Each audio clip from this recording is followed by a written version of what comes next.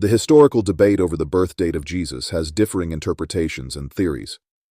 The lack of precise records from that period means that, despite the best efforts of historians and biblical scholars, we can't pinpoint the exact date of Jesus' birth. Scholars generally agree that Jesus was likely born between 6 and 4 BCE during the reign of King Herod. The Gospel of Matthew, Matthew 2:1-2, describes the visit of the Magi to Jerusalem in search of the King of the Jews, which places Jesus' birth in a historical context but doesn't provide a specific date.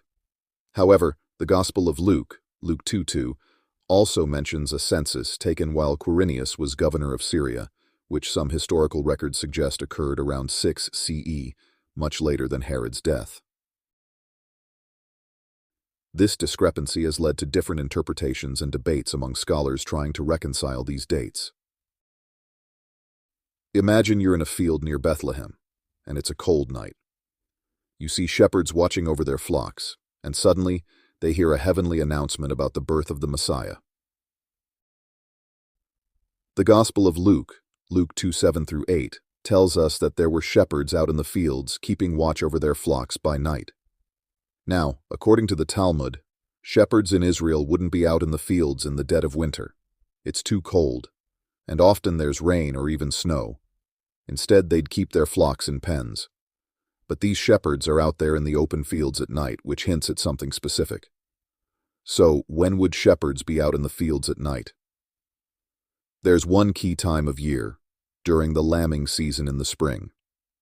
Lambs are typically born in the spring, starting around February and peaking in March or April, which corresponds to the Hebrew month of Nisan. During this time, shepherds would stay with their flocks day and night, watching for new lambs to be born. And what a perfect image this is. Jesus, the Lamb of God, being born during the season when lambs are born. I'll even go further by saying Nisan 1, the first day of the Hebrew month of Nisan, marks the beginning of the Hebrew religious calendar. It's a time of new beginnings, a fresh start. Think about it. Jesus' birth brought a new beginning to the world. It changed history, split time into before Christ and Anno Domini.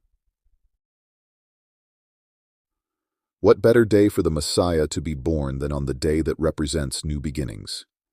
So, if we look at the clues, shepherds in the fields, the timing of lambing season, and the significance of Nisan 1, we see a picture forming.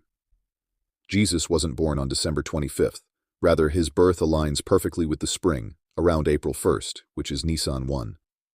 God, in his perfect timing, brought the Lamb of God into the world at the very time when lambs are born, ushering in a new beginning for all of us. The Great Deceiver, or Satan, often seeks to distract, distort, and deceive. April 1st, known today as April Fool's Day, could be connected to Jesus' actual birth date. This day is now widely associated with pranks and foolery, a far cry from a day of reverence or celebration. If Lucifer wanted to divert attention away from the significance of Jesus' birth and mock it, turning the actual day of his birth into a day associated with foolishness would be a cunning tactic. This aligns with the idea that Satan would try to undermine the sacredness of such an important event. By associating April 1st with pranks and silliness, it might serve to obscure the true significance of that day, making it less likely to be a time of reverence and recognition of the Messiah's birth. The debate over the exact date of Jesus' birth is a reminder of the complexities of reconciling historical records with biblical narratives. While December 25th has been traditionally celebrated as the date of his birth, evidence from historical, cultural, and biblical contexts suggests that Jesus may have been born in the spring, potentially around Nisan 1 on the Hebrew calendar. This timing aligns symbolically with themes of new beginnings and the lambing season, reinforcing the profound imagery of Jesus as the Lamb of God. The notion that April 1st, a day now synonymous with foolishness, could have been the true date of Jesus' birth, adding an intriguing layer to the discussion. If this day was indeed repurposed to obscure its significance, it highlights the enduring spiritual conflict over the recognition of sacred truths.